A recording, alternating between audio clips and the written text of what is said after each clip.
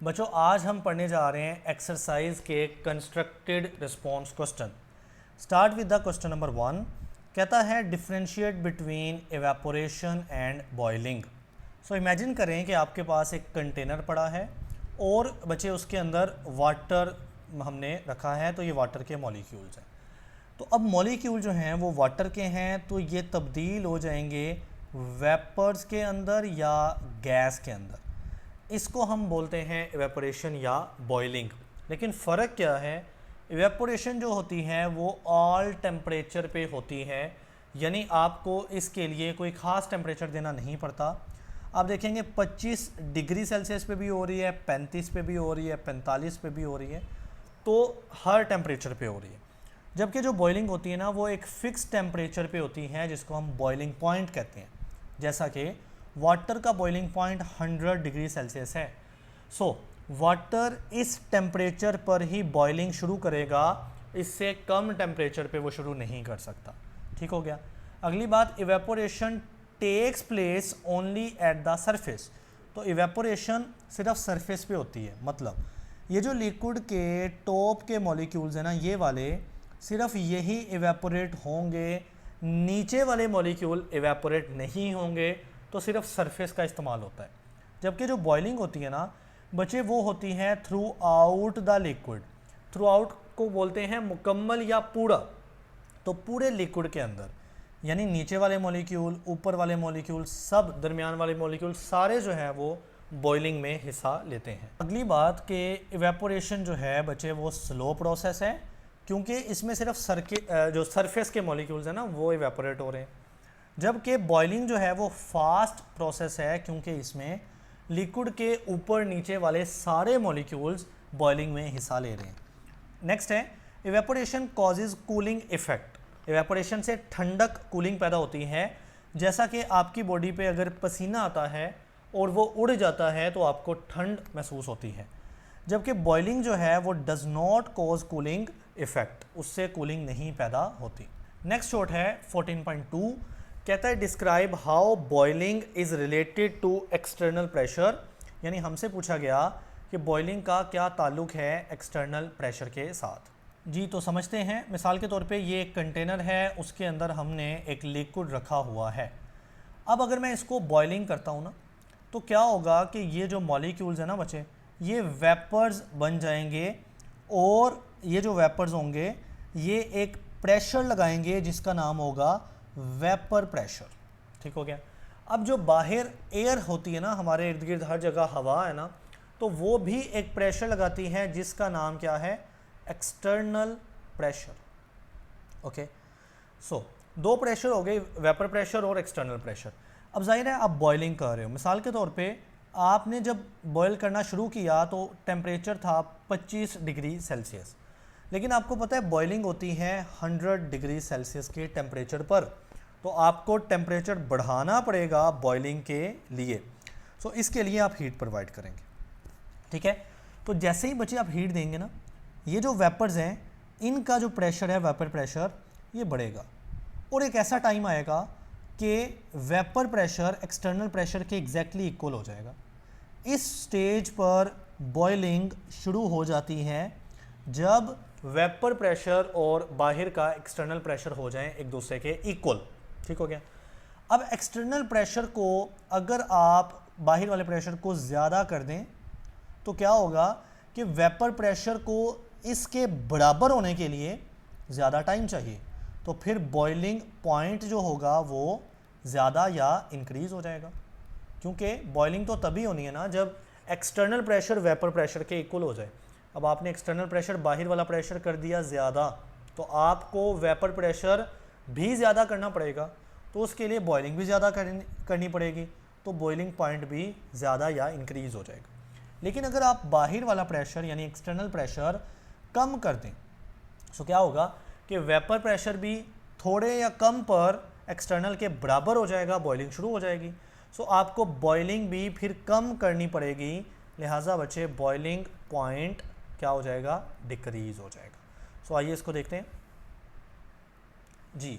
तो कहता है 14.2 में बॉइलिंग अक्कर तब करती है जब vapour pressure of the liquid equal हो जाए एक्सटर्नल प्रेशर के। तो जब लिक्विड का वेपर प्रेशर एक्सटर्नल प्रेशर के बराबर हो जाए तो क्या शुरू हो जाती है, बॉइलिंग। अब अगर आप एक्सटर्नल प्रेशर यानी बाहर का प्रेशर कर दें कम, डिक्रीज़, सो जो बॉइलिंग पॉइंट है वो भी डिक्रीज़ हो जाएगा, जैसा कि माउंटेन्स के ऊपर होता है, पहाड़ों के ऊपर होता है, क्योंकि पहाड़ों के ऊपर एक्सटर्नल प्रेशर ऑलरेडी कम या डिक्रीज़ होता है, तो वहाँ पे बॉइलिंग जो है वो डिक्रीज़ हो जाता है, बॉइलिंग पॉइंट वो 100 की बजाय पानी 98 पे ही बॉयल करना शुरू हो जाता है। सिमिलरली अगर आप एक्सटर्नल प्रेशर इंक्रीज़ कर दें यानी बढ़ा दें तो बॉइलिंग पॉइंट भी मैंने बताया क्या हो जाएगा, इंक्रीज़ हो जाएगा, जैसा कि प्रेशर कुकर के अंदर आप एक्सटर्नल प्रेशर बढ़ा रहे होते हैं। जी बेटा, तो शॉर्ट क्वेश्चन 3 समझते हैं। Why the process of evaporation does not need input energy. कह रहा है इवेपोरेशन करते वक्त आपको नहीं ज़रूरत इनपुट एनर्जी यानी एक बाहर से हीट एनर्जी देने की, ऐसा क्यों? तो देखें, इमेजिन करें ये कंटेनर है और उसके अंदर पड़े हुए हैं लिक्विड के मॉलिक्यूल्स। सो ये इवेपोरेट करेंगे यानी वेपर्स बन जाएंगे, तो हमें नीचे से कोई हीट देने की ज़रूरत बचे नहीं है। ऐसा क्यों?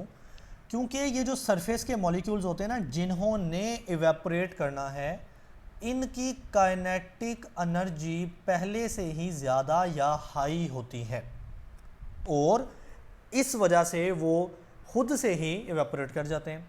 प्लस ये मॉलिक्यूल कुछ हद तक एनर्जी ले लेते हैं बाहर से यानी अपने सराउंडिंग से। सो उस एनर्जी का इस्तेमाल करके ये इवेपोरेट हो जाते हैं और हमें एक्सटर्नली बाहर से कोई एनर्जी देनी नहीं पड़ती। जी, तो सवाल कहता है evaporation does not need external heating. Evaporation के लिए आपको बाहर से हीट करना नहीं पड़ता, क्योंकि कुछ मॉलिक्यूल जो सरफेस के मॉलिक्यूल्स हैं ना, already have higher kinetic energy, उनकी काइनेटिक एनर्जी बचे पहले से ज़्यादा होती।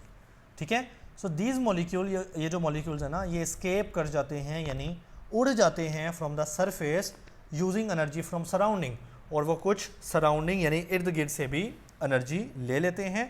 लिहाजा इवेपोरेशन अक्कर हो सकती है रूम टेम्परेचर के ऊपर, आपको बाहर से एनर्जी देने की ज़रूरत भी नहीं पड़ती। जी बेटा, तो सवाल नंबर 4 पढ़ते हैं। कहता है why the heating and cooling curve for the phase change adopt the same path. तो देखें, इस सवाल के जवाब में हमने ये कर्व बनानी है। दरअसल ये मैंने एक टॉपिक भी पढ़ाया है, इसी प्लेलिस्ट में आप चेकआउट कर सकते हैं। सो आपको ना यहाँ पे एक कर्व नज़र आ रही है जो कि ए से शुरू हो रही है, ऊपर की तरफ जा रही है, बी सी डी ई और एफ पॉइंट तक। ठीक है, अब देखें, ऊपर की तरफ हमने देखा है कि टेम्परेचर हमने रखा है और ऊपर की तरफ टेम्परेचर इंक्रीज़ होगा यानी ज़्यादा होगा। सो जब आप ए पॉइंट से एफ पॉइंट की तरफ जा रहे हैं ना, इस तरह से ऊपर जा रहे हैं आप, तो टेम्परेचर बढ़ेगा। टेम्परेचर बढ़ने से मुराद है कि आप हीट दे रहे हो, लिहाजा इस सारी कर्व को बोलते हैं हीटिंग कर्व। ओके, लेकिन अगर आप उल्टा चलते हैं यानी आप पॉइंट एफ से नीचे आते हैं ई डी सी बी और ए की तरफ, यानी आप अगर नीचे की तरफ आते हैं ना, सो आप नीचे की तरफ आ रहे हैं तो टेम्परेचर नीचे की तरफ क्या होगा, कम हो जाएगा, तो यानी आप कूलिंग कर रहे हैं, क्योंकि टेम्परेचर कम होने से मुराद है कि कूल करना। लिहाजा यही कर्व अगर आप नीचे की तरफ आते हैं ना, so this will be called as cooling curve. तो अब यही सवाल है कि हीटिंग कर्व और कूलिंग कर्व एक ही पाथ क्यों है, यानी एक ही कर्व दोनों क्यों है। तो आइए इसको देखते हैं। क्योंकि because the energy absorbed during heating, यानी हीटिंग के दौरान जो आप हीट देते हैं ना, एनर्जी देते हैं, वो इक्वल होती है एनर्जी रिलीज्ड ड्यूरिंग कूलिंग। तो कूलिंग करते वक्त एनर्जी रिलीज़ होना होती है और हीटिंग करते वक्त आपने एनर्जी खुद से देना होती है। ये दोनों एक दूसरे के बिल्कुल इक्वल होती हैं। ठीक है, लिहाजा आपको कर्व भी इक्वल मिल रही है यानी सेम कर्व मिल रही है। अगली बात बच्चे सुनना, ये जो मेल्टिंग पॉइंट है बी पॉइंट, ये और फ्रीजिंग पॉइंट जो सी पॉइंट है ना, ये सेम लाइन के ऊपर है। जब ये सेम लाइन के ऊपर हैं तो इनका टेम्परेचर भी एक पॉइंट पे होगा, यानी बी पॉइंट मेल्टिंग पॉइंट और सी पॉइंट फ्रीजिंग पॉइंट बिल्कुल सेम है। ओके, तो अब देखें, मेल्टिंग पॉइंट होता है हीटिंग कर्व के दौरान, यानी जब आप हीट करते हैं ना तो चीज़ मेल्ट होती है। फ्रीजिंग पॉइंट होता है कूलिंग कर्व के अंदर, यानी जब आप कूल करते हैं तो चीज़ हो जाती है फ्रीज। लेकिन हीटिंग करते वक्त, कूलिंग करते वक्त दो प्रोसेस मेल्टिंग और फ्रीजिंग पॉइंट तो सेम टेम्परेचर पे आ रहे हैं। इट मीन्स जो फेज चेंज है, जैसा कि मेल्टिंग या फ्रीजिंग हो गया, या इसी तरह से बॉइलिंग और कंडेंसेशन भी फेज चेंज है, मैंने एक मिसाल को समझा दिया। अगर एट द सेम टेम्परेचर, उनका टेम्परेचर ही जब सेम है तो बेटा ये जो कर्व है ये भी सेम आएगी। नो डाउट मेल्टिंग एक हीटिंग चीज़ करने से होती है और फ्रीजिंग जो है वो चीज़ को कूल करने से होती है, बट इनका टेम्परेचर सेम आ रहा है, लिहाजा हमें जो कर्व मिलती है हीटिंग के लिए और कूलिंग के लिए वो भी सेम मिलती है। ओके बच्चे, मूव करते हैं क्वेश्चन नंबर 5 के ऊपर। कहता है वाई आइस मेल्ट, यानी क्यों बर्फ़ पिघल जाती है when the pressure is exerted. यानी आप देखें, आप बर्फ़ के ऊपर जब प्रेशर लगाते हैं ना तो बेटा वो पिघल जाती है, ऐसा क्यों? जी, तो ये सवाल थोड़ा सा टफ लगता है बच्चों को, मैं कोशिश करूँगा कि आपको बड़ा इजीली समझा सकूँ। सो नॉर्मली क्या होता है कि आप जब कोई लिक्विड देखते हैं ना, सो उसके मॉलिक्यूल इस तरह से दूर दूर होते हैं लिक्विड के, और अगर आप इन मॉलिक्यूल्स को ऐसे करीब करीब ले आएँ तो ये बन जाता है सॉलिड। ठीक है, सो मॉलिक्यूल लिक्विड में दूर दूर होते हैं और सॉलिड में होते हैं करीब करीब नॉर्मली। बट अगर हम बात करते हैं वाटर की, और वाटर भी आपको पता है एक लिक्विड है, वाटर के मॉलिक्यूल इतने दूर दूर नहीं होते, बल्कि वो बाकी लिक्विड की निस्बत थोड़े करीब करीब होते हैं। और अगर आप इस वाटर यानी लिक्विड को सॉलिड में तब्दील करते हैं, जिसको आप बर्फ़ कहते हैं, आइस कहते हैं, तो यहाँ पर बड़ी अजीब बात होती है कि आइस ऐसा सॉलिड है, वाहिद सॉलिड, जिसके मॉलिक्यूल ज़्यादा दूर दूर होते हैं, जबकि हर सॉलिड के अंदर मॉलिक्यूल करीब करीब होते हैं। ऐसा इसलिए कि यहाँ पे जब आप पानी को, वाटर को आइस यानी बर्फ़ बनाते हैं ना, सो मॉलिक्यूल्स के दरमियान क्रिएट हो जाती है एक खाली जगह, एम्प्टी स्पेसेस। नाउ आप जब प्रेशर अप्लाई करेंगे इस आइस या सॉलिड के ऊपर, तो आप क्या करेंगे, इस मॉलिक्यूल को आपस में करीब लाने की कोशिश करेंगे। तो जब मॉलिक्यूल करीब आएंगे तो वो दोबारा से किस में तब्दील हो जाएंगे, लिक्विड वाटर के अंदर, क्योंकि उसके मॉलिक्यूल तो करीब करीब हैं। तो ऐसा हुआ है कि जब आपने इधर से इनको प्रेशर के ज़रिए क्लोज़ किया है, तो आपने यहाँ पे प्रेशर लगाया ना, सो प्रेशर से क्या हो रहा है कि ये जो आइस है ये तब्दील हो रही है लिक्विड वाटर के अंदर। दिस इज़ कॉल्ड मेल्ट होना, मेल्टिंग। ऐसा ही होता है ना बर्फ़ का पानी के अंदर पिघलना। अब बच्चे इसका आंसर देख लेते हैं। कहता है कि आइस यानी बर्फ़ मेल्ट कर जाती है व्हेन प्रेशर इज़ अप्लाइड, जब आप उस पर प्रेशर लगाते हैं, क्योंकि pressure forces the ice particle close together.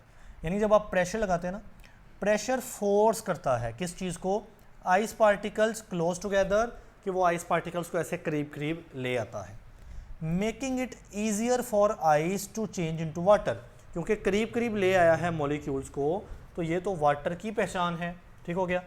Also कहते हैं मज़ीद ये कि water takes up less space than ice. ये मैंने बात की कि ये एक अजीब बात है कि जो पानी है, हालांकि वो लिक्विड है, लेकिन उसकी जो स्पेस है ना वो कम, लेस है, यानी उसके मॉलिक्यूल होते हैं करीब करीब। देन आइस, आइस सॉलिड होने के बावजूद उसके मॉलिक्यूल दूर दूर होते हैं। सो प्रेशर, लिहाजा जब आप प्रेशर लगाते हैं तो वो फेवर करता है लिक्विड फॉर्म को, यानी वो बर्फ़ को पिघला के लिक्विड बना देता है। जी बेटा, तो नेक्स्ट और लास्ट क्वेश्चन है, why do phase change occur. Phase change क्या होता है और क्यों होता है, देखिएगा ज़रा। अगर आपके पास एक सॉलिड है जिसके मॉलिक्यूल ऐसे करीब करीब हैं, सॉलिड, आप इसको लिक्विड बना देते हैं जिसके मॉलिक्यूल थोड़े दूर दूर हैं, और अगर आप लिक्विड को मज़ीद गैस बना देते हैं जिसके मॉलिक्यूल काफ़ी दूर दूर हैं। So this is called phase change, यानी सॉलिड का लिक्विड में तब्दील होना या लिक्विड का गैस में तब्दील होना, या उल्टा भी हो सकता है, गैस का लिक्विड बनना, लिक्विड का सॉलिड बनना। इसको हम फेज चेंज कहते हैं। हमसे पूछा गया कि फेज चेंज क्यों होता है, क्योंकि यहाँ पे बच्चे या तो आप हीट सप्लाई करते हैं या आप हीट निकालते हैं, यानी कूलिंग करते हैं, कूल करते हैं। सो जब भी आप हीट देते हैं या हीट निकालते हैं तो यहाँ पे फेज़ चेंज हो जाता है। जैसा कि आपके पास बर्फ़ है जो कि आपको पता है सॉलिड होती है, आप उसको हीट दे दें तो वो लिक्विड वाटर पानी बन जाता है, तो आप हीट देने से फेज़ चेंज कर रहे हैं।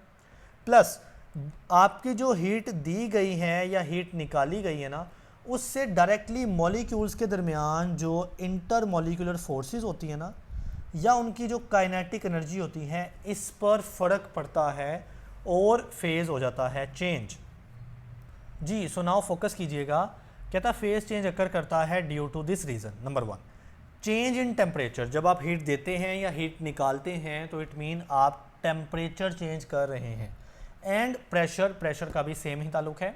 नाउ दिस चेंजेस, ये जो आपने टेम्परेचर चेंज किया, इससे क्या चेंज होता है? दो चीज़ें, इंटर मॉलिक्यूलर फोर्सेस और काइनेटिक एनर्जी चेंज होती है। और रिजल्ट क्या होता है कि सब्सटेंसेस चेंज स्टेट, वो सॉलिड से लिक्विड और गैस आपस में तब्दील हो सकती हैं।